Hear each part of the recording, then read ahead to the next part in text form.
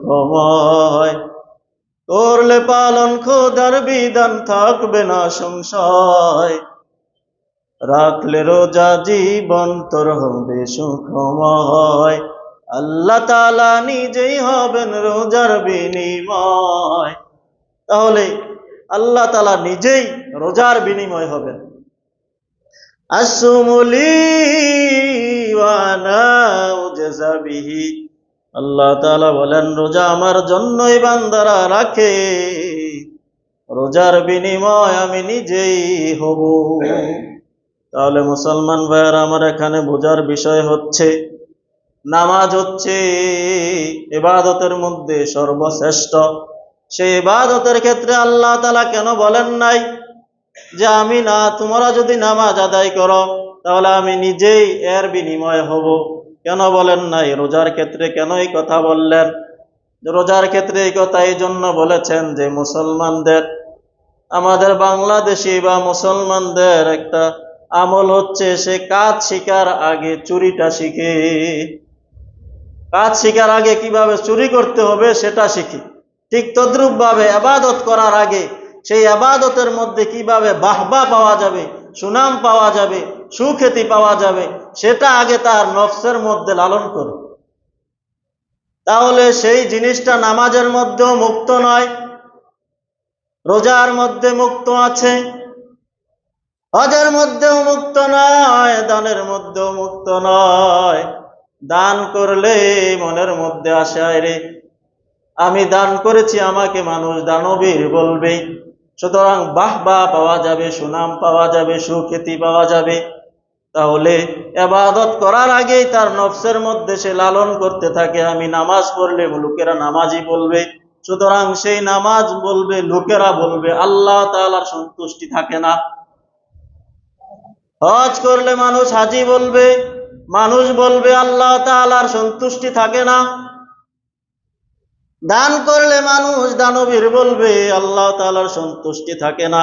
আলেম হলে বড় আলেম বলবে, কারি বলবে, হাফেজ বলবে, শাইখুল হাদিস বলবে, মুহাদ্দিস বলবে, মুফাসসির বলবে, মানুষ বলবে, আল্লাহ তাআলার সন্তুষ্টি থাকে না। এই জন্য এগুলোর মধ্যে আল্লাহ তাআলা বলেন নাই যে আমি নিজেই এর বিনিময় হয়ে যাব। আল্লাহ তাআলা বলেন রোজা আমার জন্য মামুন, আমার বান্দা বান্দিরা রাখে, এই জন্য আমি আমার বান্দা বান্দিদের প্রতিদান নিজেই হয়ে যাব। কেননা রোজার মধ্যে মানুষ এই চিন্তা রাখলেও রাখতে পারে, না রাখলেও রাখতে পারে। যদি আমি সারাদিন রোজা না রেখেও বলে আমি রোজাদার, তাহলে মানুষকে বুঝাইতে পারবো যে আমি রোজাদার। কিন্তু আল্লাহ তাআলা তো জানেন যে আমি রোজা রাখি নাই, কিন্তু সারা দিন ভর আমি রোজা রেখেছি। মানুষ যদি সকল দেশের মানুষ যদি, সারা দেশের মানুষ যদি বলে আমি রোজা রাখি নাই, আল্লাহ তাআলা বলবেন আমার বান্দা রোজা রেখেছে। তাহলে রোজার মধ্যে মানুষ দেখানোর সিস্টেমটা নাই, এটা একমাত্র আল্লাহ তাআলার জন্যই হয়। আর অন্য ইবাদত আল্লাহ তাআলার জন্য হতেও পারে, নাও হতে পারে। এই জন্য মুসলমান ভাইরা আমার, আল্লাহ তাআলা নিজেই রোজার বিনিময় হবেন, আল্লাহ তাআলা নিজেই হবেন রোজার বিনিময়। রাখলে রোজা জীবন তোর হবে সুখময়, রাখলে রোজা জীবন তোর হবে সুখময়। মুসলমান ভাইয়েরা আমার, রোজার বিনিময় আল্লাহ তাআলা নিজেই হবেন। এই জন্য রোজার মধ্যে লোক দেখানোর সম্ভাবনা নাই। কিন্তু রোজার আরেকটা অংশ হচ্ছে সালাতুত তারাবি, এটার মধ্যেও লোক দেখানোর আশঙ্কা আছে, আছে না নাই? এটার মধ্যেও লোক দেখানোর সম্ভাবনা আছে যে আমি যদি তারাবি না পড়ি তাহলে মানুষ তো চিহ্নিত করে ফেলবে, অমুক রাতে মসজিদে দেখি না, অমুক মসজিদে যদি খতম তারাবি না হয় তাহলে মানুষ কি বলবে? দেখা দেখি হুজুগে যে অমুক মসজিদে খতম তারাবি হয়, তাহলে আমার মসজিদে খতম তারাবি কেন হবে না? ওই যে অমুক মসজিদে হয়, লোক দেখানোর আশঙ্কা এসে গেছে। তাহলে তারাবিটাও লোক দেখানোর আশঙ্কা থেকে মুক্ত নয়। কিন্তু রোজাটাই এমন ইবাদত যেটার মধ্যে লোক দেখালেও আল্লাহ তাআলা বলবেন তুমি তো এটার মধ্যে যদি সারাটা দিন ভর খেয়ে তারপরে রোজা বলতে মানুষ তোমাকে রোজাদারি বলতো। সুতরাং মুসলমান ভাইয়েরা আমার, আল্লাহ তাআলা বলেন আসসুমু লি ওয়া আনা উজজা বিহি, রোজা আমার জন্য, এই রোজার বিনিময়ে আমি আল্লাহ তাআলা নিজেই হব। তাহলে আল্লাহ তাআলা বলেন ইয়া আইয়ুহাল্লাযীনা আমানু কুতিবা আলাইকুমুস সিয়ামু কামা কুতিবা আলাল্লাযীনা মিন ক্বাবলিকুম লাআল্লাকুম তাত্তাকুন। এই আয়াতের তাফসীর আমাদের সবে শাবান মাসের দ্বিতীয় জুমা থেকে চলতেছে। সুতরাং এই আয়াতের মধ্যে আল্লাহ তাআলা বলেন আমি রোজা পূর্ববর্তীদের জন্য ফরজ করেছিলাম। তাহলে সাইয়েদুনা আদম আলাইহিস সালাম থেকে রোজা আল্লাহ তাআলা ফরজ করেছেন আইয়ামে বীজ, প্রত্যেক আরবি মাসের 10, 11, 12, 13, 14, 15 এই তিনটা রোজাকে বলা হয় আইয়ামে বীজ। এই তিনটা রোজা আদম আলাইহিস সালামের উপর ফরজ ছিল। এমনিভাবে সাইয়েদুনা মুসা আলাইহিস সালামের সময়ে মুহররমের 10 তারিখে রোজা ফরজ ছিল। এমনিভাবে খ্রিস্টানদের উপরে আমাদের যেই রোজা, এমন রোজাই অধিকাংশ আলেম বলেন এই ধরনের রোজাই খ্রিস্টানদের উপর ফরজ ছিল, কিন্তু তারা এই রোজার মধ্যে পরিবর্তন করে ফেলেছে। তাহলে ইহুদি এবং খ্রিস্টানদের কৃষ্টি কালচার, তাদের একটা আমল হচ্ছে, ধারাবাহিক আমল হচ্ছে তারা আল্লাহ তাআলার বিধানের মধ্যে পরিবর্তন সাধন করে। কিন্তু যারা পরিপূর্ণ মুমিন, যারা পরিপূর্ণ মুত্তাকি, তারা কখনো আল্লাহ তাআলার বিধানকে বিকৃতি সাধন করে না, বরং যেভাবে আল্লাহ তাআলা পালন করতে বলেছেন সেভাবেই পালন করে। মুসলমান ভাইয়েরা আমার, খ্রিস্টানরা দেখলো গরমকালে রোজা রাখা অনেক কষ্ট, যেহেতু ঘুরে ঘুরে রমজানের মাস আসে। রমজান মাস ঘুরে ঘুরে আসার কারণে গরমের মৌসুমে রোজা রাখতে অনেক কষ্ট, পানির তৃষ্ণা লাগে, আবার শীতকালে উঠতে অনেক কষ্ট। এই জন্য তারা রমজান মাসকে বিকৃতি সাধন করে বসন্ত মাসে নিয়ে আসলো।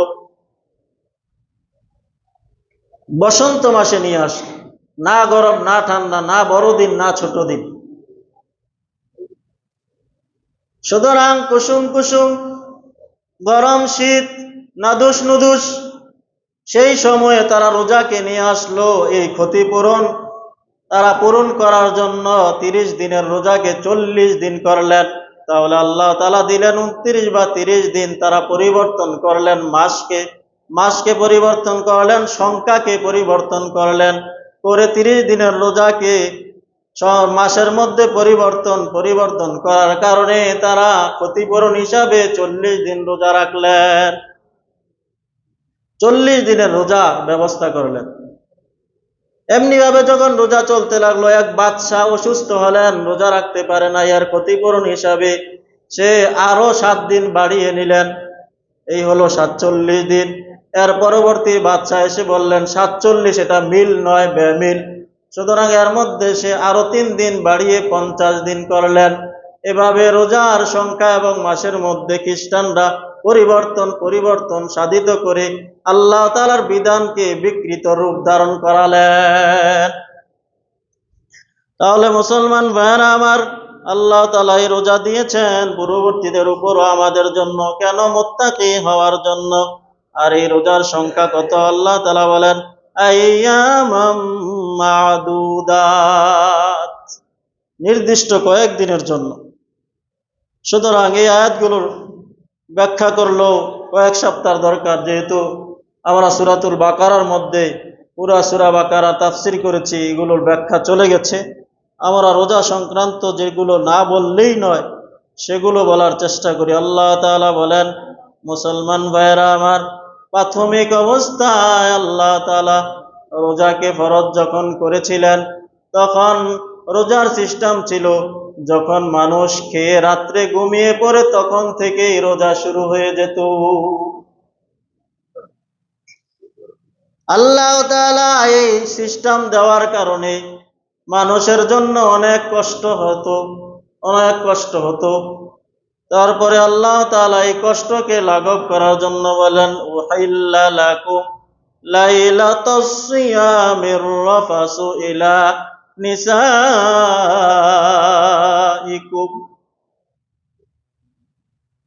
কায়েস ইবনে সিয়াম, কায়েস ইবনে শিরমা রাদিয়াল্লাহু তাআলা আনহু এবং ওমর ফারুক রাদিয়াল্লাহু তাআলা আনহু সহ বিভিন্ন সাহাবায়ে কেরাম এই ধরনের রোজার কারণে বিভিন্নভাবে কষ্টে নিমজ্জিত হলেন।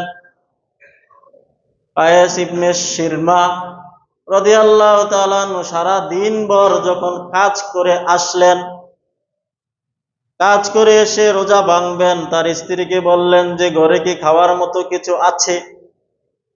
তখন সেই স্ত্রী বলল, ঘরে তো খাওয়ার মতো কিছু নাই, আমি একটু অন্য ঘর থেকে যাই, অন্য ঘরে যাই, গিয়ে দেখি আপনার জন্য কিছু ব্যবস্থা করা যায় কিনা। সুতরাং তার স্ত্রী যখন অন্য ঘরে চলে গেলেন, এর ফাঁকে যেহেতু সারা দিনের কাজ করে এসেছেন, কাজ করে এসে যখন বিছনার মধ্যে তিনি পিঠটাকে হেলালেন, সাথে সাথে ঘুম এসে গেল। সুতরাং প্রাথমিক অবস্থায় রোজার সিস্টেম ছিল একবার ঘুমিয়ে গেলে রোজা শুরু হয়ে যেত। সুতরাং যেহেতু তিনি ঘুমিয়ে গেছেন, খাবার এনে দেখেন স্ত্রী তাহার প্রিয় স্বামী ঘুমিয়ে গেছে, সে তো আর এখন খাবার খাওয়াতে পারবে না। সুতরাং মুসলমান ভাইয়েরা আমার, আবার যখন দিন এসে দুপুর গড়িয়ে আসলো, তিনি বেহুশ হয়ে গেলেন। এই খবর আল্লাহ তাআলার হাবিবের কর্ণকুহরে পৌঁছে গেল। এমনি ভাবে ধারাবাহিকভাবে ওমর ফারুক রাদিয়াল্লাহু তাআলা আনহু একবার রোজার সময়ে তিনি এরকম ভাবে অর্ধরাত্রিতে, রাতের অধিকাংশ সময় পার হয়ে যখন ঘরে আসলেন, এই সময়ে তিনি তার স্ত্রীর সাথে সহবাস করতে চাইলেন। তার স্ত্রী বলল, আমি তো ঘুমিয়ে গেছি। ওমর ফারুক রাদিয়াল্লাহু তাআলা আনহু বললেন, আমি তো ঘুমাই নাই, আমার রোজা তো শুরু হয় নাই। তার স্ত্রী বলল, না, আমার তো রোজা শুরু হয়ে গেছে। তিনি তার স্ত্রীর সাথে সহবাস করে নিলেন। এভাবে আরো অনেক সাহাবায়ে কেরাম এই বিপদে পড়ে গেলেন। তখন আল্লাহ তাআলা বলেন, কুলু ওয়াশরাবু হাত্তা ইয়াতাবায়্যানা লাকুমুল খায়তুল আবয়াদু মিনাল খায়তিল আসওয়াদি মিনাল ফাজর সুম্মা আতিম্মুস সিয়ামা ইলাল লাইল আলিম আল্লাহু আন্নাকুম কুনতুম তাখতানুনা আনফুসাকুম। তোমরা যে তোমাদের নফসের উপর খেয়ানত করেছো, এটা আল্লাহ তাআলা ভালো করেই জানেন। অর্থাৎ তোমরা রমজানের রাত্রিতে তোমার স্ত্রী ঘুমানোর পরেও সহবাসে লিপ্ত হয়েছ, তোমরা এখানে খেয়ানত করেছ। সুতরাং এই জন্য তওবা করো, আর তোমাদের জন্য রোজাকে রাত্রি পর্যন্ত করে দিলাম। তুম্মা আতিম্মুস সিয়ামা ইলাল লাইল। তোমরা যখন সূর্য অস্তমিত হয়ে যায় তখন পর্যন্ত রোজা রাখলেই চলবে, আর রাত্রে ঘুমানোর পরে যদি ওঠো আবার খাও তাহলে সমস্যা নাই। শুভে সাদেক পর্যন্ত খাইতে পারবে, স্ত্রী সহবাস করতে পারবে, সব কিছু করতে পারবে। এখন থেকে ঘুমালে আর রোজা শুরু হবে না। এই বিধানকে রহিত করা হলো। এখন থেকে তোমরা শুভে সাদেক থেকে সূর্য অস্তমিত পর্যন্ত তোমরা খাবার পানাহার থেকে বিভিন্ন ধরনের গুনাহ থেকে বিরত থাকবে, আর রাত্রে সারা রাতভর তোমরা যা কিছু ইচ্ছা তা কিছু করতে পারবে। এই বিধানকে তোমাদের জন্য নতুন করে দেওয়া হলো। সুবহানাল্লাহ। তাহলে মুসলমান ভাইরা আমার, আল্লাহ তাআলা বলেন, শাহরু রমাদান আল্লাযী উনজিলা ফীহিল কুরআন হুদাল লিন-নাসি ওয়া বায়্যিনাতিম মিনাল হুদা ওয়াল ফুরকান। শাহরু রমাদান, রমজান মাস, আল্লাযী, যেই মাসে, উনজিলা ফীহিল কুরআন, আল্লাহ তাআলা কুরআন নাজিল করেছেন, হুদাল লিন-নাস, মানব জাতির হেদায়েতের জন্য, ওয়া বায়্যিনাতিম মিনাল হুদা, এবং এই কোরআনের মধ্যে রয়েছে মানব জাতির জন্য সুস্পষ্ট হেদায়াত, ওয়াল ফুরকান, এবং ন্যায় এবং অন্যায়ের মাঝে পার্থক্যকারী, বিভেদকারী, সত্য এবং মিথ্যার মাঝে, শুভ এবং অশুভের মাঝে পার্থক্যকারী হচ্ছে এই কোরআন। ফামান শাহিদা মিনকুমুশ শাহরা ফালইয়াসুমহু। সুতরাং তোমাদের মধ্য থেকে যে ব্যক্তি এই রমজানুল মুবারকের মাস পাবে, তার জন্য আবশ্যক করণীয় হচ্ছে রমজানের রোজা রাখা। সুতরাং যে ব্যক্তি এই রমজানুল মুবারকের মাসে উপস্থিত হবে, অর্থাৎ যে ব্যক্তি মুসলমান ছিল না কিন্তু যখনই মুসলমান হলো, তার জন্য রমজান মাস উপস্থিত সে পাইল, তার জন্য রমজানুল মুবারকের বাকি রোজাগুলো রাখা ফরজ। যদি কোনো নাবালেগ বালেগ হয়ে যায়, তার পরের অংশের রোজাগুলো রাখা তার জন্য ফরজ। কোনো গ্রস্তা মহিলা যদি সুস্থ হয়ে যায়, তাহলে তার জন্য পরবর্তী রোজাগুলো রাখা ফরজ। কোনো মুসাফির যদি মুকিম হয়ে যায়, তাহলে তার জন্য পরবর্তী রোজাগুলো রাখা ফরজ। সে রমজান মাস পেল বলে ধর্তব্য হবে। তাহলে এই রমজান মুবারকে আমরা আল্লাহ তাআলার বিধানগুলো পুঙ্খানুপুঙ্খানুভাবে মানার চেষ্টা করব। আর সেই মানতে গেলে আমাদের নজরের হেফাজত করতে হবে। 1 নম্বরে কানের হেফাজত করতে হবে। এগুলোর পুরো ব্যাখ্যা আছে, যেহেতু সময় নাই আমরা সংক্ষেপে বলে যাচ্ছি। নজরের হেফাজত করতে হবে, চোখের হেফাজত করতে হবে, জবানের হেফাজত করতে হবে, এবং রমজান মুবারকেও অধিক পরিমাণ পেট ভরে খাবার থেকে নিজেকে বিরত রাখতে হবে। এরকমভাবে আল্লাহ তাআলার ভয় অন্তরে সদা জাগ্রত রাখতে হবে। তাহলে রমজানুল মুবারকে আমরা এই রোজাগুলো আল্লাহ তাআলাকে সন্তুষ্ট করার জন্য রাখবো। আর রমজানুল মুবারকে যদি এরকমভাবে ভ্যাকসিন বা ইনজেকশন বা স্যালাইন নেওয়া হয়, তাহলে রোজা ভাঙবে না। এমনিভাবে যদি চোখের ড্রপ নেওয়া হয়, তাহলে রোজা ভাঙবে না। রোজা ভাঙবে যেগুলো করলে, সেগুলো হচ্ছে ইনহেলার নিলে রোজা ভেঙে যাবে। পানিতে গোসল করার সময় যদি এরকমভাবে ডুব দিয়ে পানি অনিচ্ছাকৃতভাবে চলে যায়, তাহলে রোজা ভেঙে যাবে। তাহলে নাকের ডপ এবং কানের ডপ নিলে রোজা ভেঙে যাবে। আরেকটা হচ্ছে এরকমভাবে আল্লাহ সুবহানাহু ওয়া তাআলা আমাদের সকলকে রমজান মুবারকের রোজাগুলো আল্লাহ তাআলা যেভাবে চেয়েছেন, আসিয়ামু জুন্নাতুন মা লাম ইয়াখরুকহা, সিয়াম হচ্ছে জাহান্নাম থেকে বাঁচার জন্য ডাল স্বরূপ। সুতরাং তোমরা এই সিয়ামকে, ডালটাকে ভাঙ্গো না।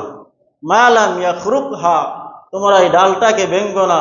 অর্থাৎ মিথ্যা দ্বারা, চুগলখড়ি দ্বারা, চুরি দ্বারা, ডাকাতি দ্বারা, সুদঘুষ দ্বারা সকল ধরনের খারাপ কাজ করলে সিয়ামের বরকত নষ্ট হয়ে যায়। আল্লাহ সুবহানাহু ওয়া তাআলা আমাদের সকলকে রমজানুল মুবারকের পরিপূর্ণ বরকত, রহমত, কল্যাণ, মাগফিরাত, নাজাতের মাসে নাজাত পাওয়ার তৌফিক দান করুন। সকলে বলি আমিন। ওয়া আলাইনা ইল্লাল বালাগ। মুসলমান ভাইয়েরা আমার, এই রমজানুল মুবারকের দ্বিতীয় জুমায় এমন কল্যাণকর সময়ে আল্লাহ তাআলার ঘরে নির্মাণ কাজে প্রত্যেক জুমার ন্যায় এই জুমায় কে আছেন আল্লাহ তাআলার ঘরে? আল্লাহ তাআলাকে সন্তুষ্ট করার জন্য 500 টাকা, 1000 টাকা আল্লাহ তাআলার ঘরে দান করার আল্লাহ তাআলার কোন বান্দা আছেন? মুসলমান ভাইয়েরা আমার, আল্লাহ তাআলার এক বান্দা, ছোট বান্দা, তোমার ঘরে 500 টাকা নগদ দান করলেন। আল্লাহ তোমার বান্দার, এই ছোট বান্দার দানকে তুমি কবুল আর মঞ্জুর করে নাও। যেই মনোমাকসাদ নিয়ে তোমার ঘরে দান করলো, সেই মনোমাকসাদ গুলো তুমি পুরাপুরি ভাবে কবুল করে নাও। সকলে বলি আমিন। মুসলমান ভাইরা, তারপরে কে আছেন আল্লাহ সুবহানাহু ওয়া তাআলার ঘরে দান করার মতো?